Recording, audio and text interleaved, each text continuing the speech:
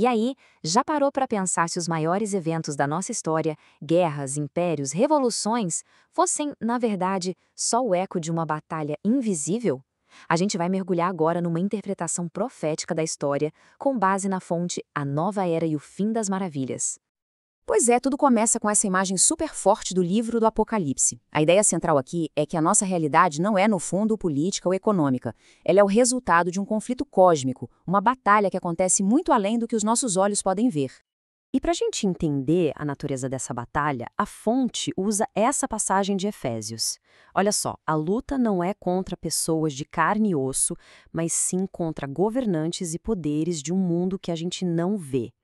Essa distinção entre o conflito físico e o espiritual é a grande chave para entender todo o resto. E é aqui que a gente chega no nosso primeiro grande conceito: a batalha invisível. A premissa é usada, hein? Esse conflito espiritual não é algo distante ou só uma metáfora. Não. Segundo essa visão, é a força principal que está ativamente moldando os eventos do nosso mundo. Quer dizer, as guerras, a ascensão e a queda de impérios, os movimentos culturais, tudo isso, de acordo com a fonte, pode ser visto como um eco, um reflexo aqui na Terra, daquela grande batalha que rola nas regiões celestiais. É uma forma bem radical de olhar para a história, né? Ok, mas aí fica a pergunta: se essa batalha é tão importante, por que a maioria das pessoas não se dá conta disso? E isso nos leva direto ao próximo ponto: o segredo divino. A gente vai ver a diferença entre o conhecimento que é oculto e aquele que é revelado. Bom, a primeira parte da resposta, segundo a fonte, é que esse conhecimento simplesmente não é para todo mundo. Ele é intencionalmente escondido da sabedoria convencional do mundo, daquela análise que é puramente intelectual ou política. E aqui vem o complemento da ideia.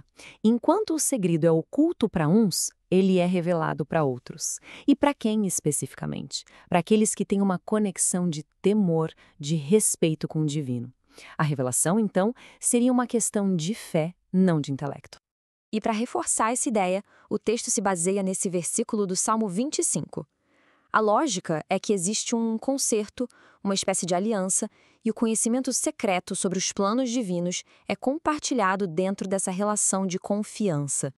Olha, e esse exemplo aqui é perfeito para ilustrar o conceito. A história do rei Nabucodonosor e de Daniel. Os sábios do reino que faziam parte do sistema não conseguiram decifrar o sonho do rei. Mas Daniel, o profeta que estava fora desse sistema, recebeu a revelação.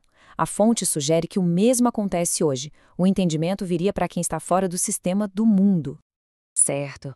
Mas se essa verdade foi revelada, como foi que ela se perdeu ao longo da história? A fonte aponta para um evento que ela chama de a Grande Apostasia, que seria a corrupção da verdade original. E o texto-fonte é bem específico aqui. Ele argumenta que o ponto de virada, o momento em que a verdade teria se corrompido, foi quando a igreja se uniu ao poder político, ao Estado. Essa fusão teria comprometido a natureza puramente espiritual dela. Mas, segundo essa interpretação, a verdade não sumiu completamente. Ela teria sido preservada por um grupo que o texto chama de povo santo. Esse termo se refere à igreja verdadeira, aquela que resistiu à união com o Estado e, por isso, foi forçada a se esconder, sendo protegida simbolicamente no deserto, bem longe dos centros de poder. E essa passagem do Apocalipse é usada para descrever de forma simbólica esse período de isolamento. A mulher, que representa essa igreja verdadeira, foge para um lugar seguro por um período profético bem específico, 1260 dias. E esses dias são o gancho perfeito para a gente entrar na nossa próxima sessão: o relógio profético. O texto apresenta uma cronologia muito específica que marcaria o que é chamado de tempo do fim. A chave para esse relógio é uma frase bem enigmática do livro de Daniel. Um tempo, tempos e metade de um tempo. Segundo a interpretação da fonte, isso é a mesma coisa que os 1260 dias do Apocalipse. E, usando um princípio onde um dia na profecia simboliza um ano na vida real, esses 1260 dias se tornam 1260 anos de perseguição e obscuridade para o tal povo santo. E essa linha do tempo aqui amarra tudo direitinho. Olha só como funciona. Começa com a apostasia lá no século II. Depois vem os 1260 anos de perseguição. Esse período termina precisamente em 1798 com o fim do absolutismo. E a partir de 1800 começa o tempo do fim, que é marcado por uma explosão de conhecimento. Então, o ano de 1798 é o grande ponto de virada, o marco zero dessa nova era profética.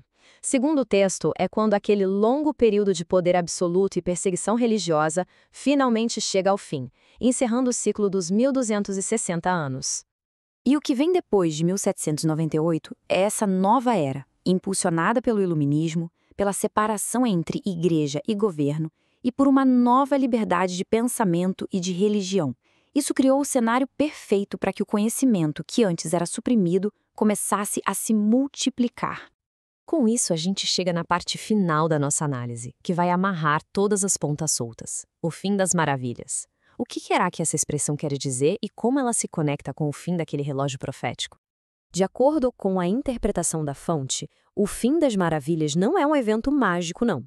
É, na verdade, o momento em que o período de 1260 anos de opressão contra o povo santo finalmente acaba. Ou seja, o fim da perseguição é o começo do cumprimento final das profecias. E a base para essa conclusão vem direto dessa citação de Daniel. A profecia diz que todas estas coisas serão cumpridas exatamente quando o poder que perseguia o povo santo fosse quebrado. E o texto conecta isso direitinho ao ano de 1798. E para fechar o argumento, o texto volta a esta profecia de Daniel. As palavras deveriam ficar em segredo até o tempo do fim. E qual seria o sinal de que esse tempo chegou? O aumento do conhecimento.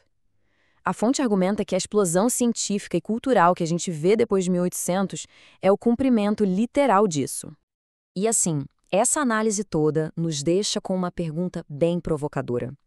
Se essa interpretação estiver correta, do ponto de vista da fonte, isso significa que o tempo do fim não é um evento futuro, mas um período que já começou há mais de 200 anos. Fica aí a reflexão.